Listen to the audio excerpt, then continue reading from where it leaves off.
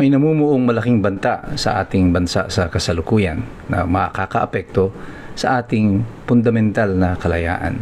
Ang tanong ng marami, ano ang nagiging kilos, tugon ng lipunan, ng civil society at ng simbahan sa harap ng malaking banta na ito ng charter change? Ito po si Attorney Mike Operario, pag-usapan po natin yan. Alam niyo, yung usapin ng charter change ay hindi po ito bago. May mga pangulo na sumubok nito noon para magbigay daan sa pagpapalawig o pag-extend ng kanilang mga termino. Si Marcos was the first one to do it. Nung patapos na yung kanyang termino, nagdeklara siya ng martial law noong 1972. Pagkatapos noon, 73, ay inaprubahan yung bagong konstitusyon.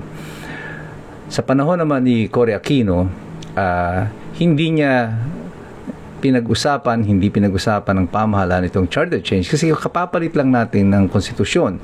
At isa pa doon ay nakapila na yung mga papalit sa kanya, nagtutunggali na noon ang LDP sa ilalim ni Monching Mitra at saka ni si Fidel Ramos. Naglaban pa sila noon sa isang convention ng LDP.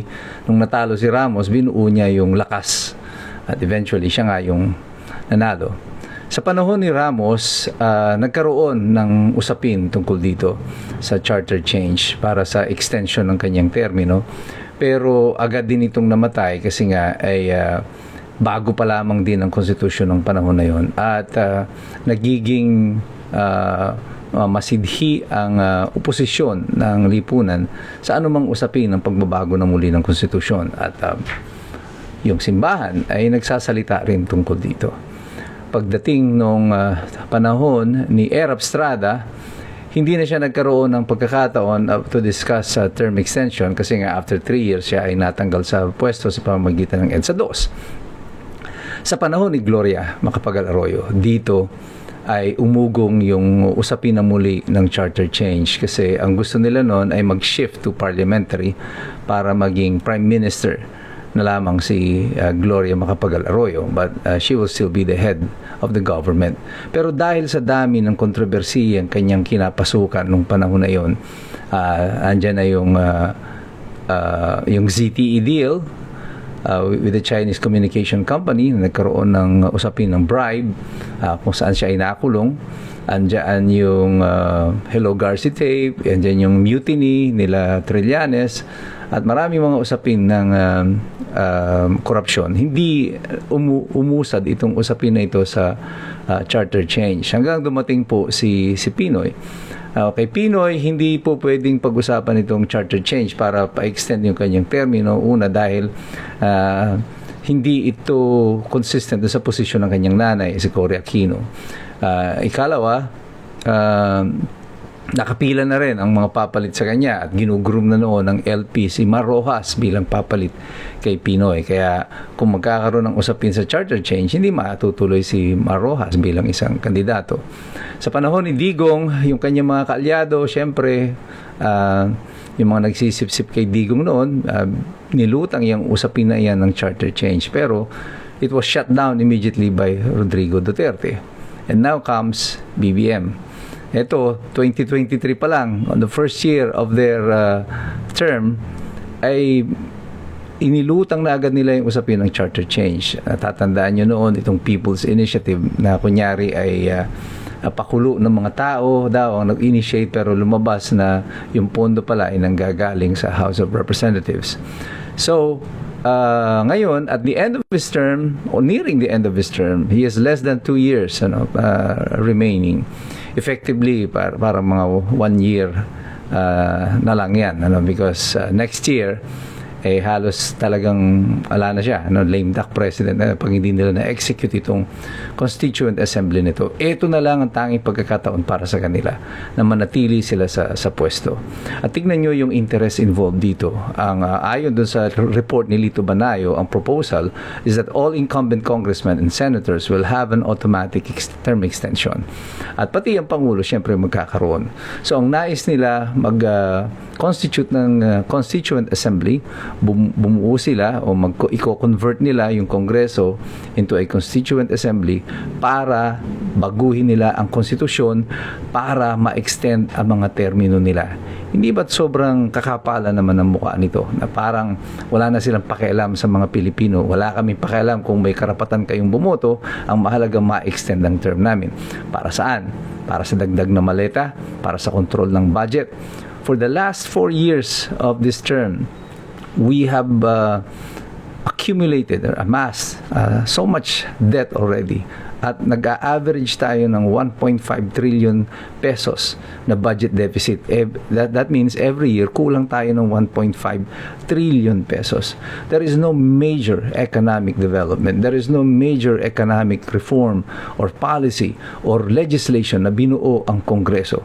At ang kapal naman ng mukha ng mga ito na i-extend pa yung termino nila na sa pamamagitan nito ay babaguhin nila ang ating konstitusyon. At alam na ng sambayan ng Pilipino kung anong nangyayari sa Kongreso. Wala kayong ginagawa dyan sa Kongreso kung hindi payamanin ang inyong mga sarili. And that is a fact. Alam ng mamamayan yan, pero wala kayong pakialam kung anong pakiramdam namin bilang mga Pilipino sa ginagawa nyo sa Kongreso, sa lower house, at pati na din dyan sa Senado. That is why itong pagpapalit ng mga senador ay very critical para sa kanila. Wala silang pakialam kahit magmukha silang makapalang mukha. Wala silang they don't care at all kung ano ang sentimiento ninyo natin. Sa mahalaga dito, alam nila that the important segments of society that controls the narrative of story are remaining silent. Sino ito? Yung media, the mainstream media, the church. Surprisingly, the church, I'm referring to the Catholic Church significantly, pero hindi lang sila. Pati yung mga Christian churches na iba ay nananatiling tahimik sa mga issue na ito. Nung panahon ni Cardinal Sin, and you will miss a leader like Cardinal Sin, bilang siyang isang Katoliko, although hindi na ako Katoliko, but I really admire si Cardinal Sin because he stood on important issues concerning our society, yung pag-apekto ng ating mga karapatan. Nung panahon ni Marcos, ang simbahan noon, yung Catholic Church through Cardinal Sin, nanatiling vigilant at nagsasalita sila, kumukontra sila. Nung pong may mga encoders ng COMELEC na nag-walk out noon sa 1986 election, na 1985 election canvassing, nag-walk out sila sa PICC at sila ay tinatarget ng militar.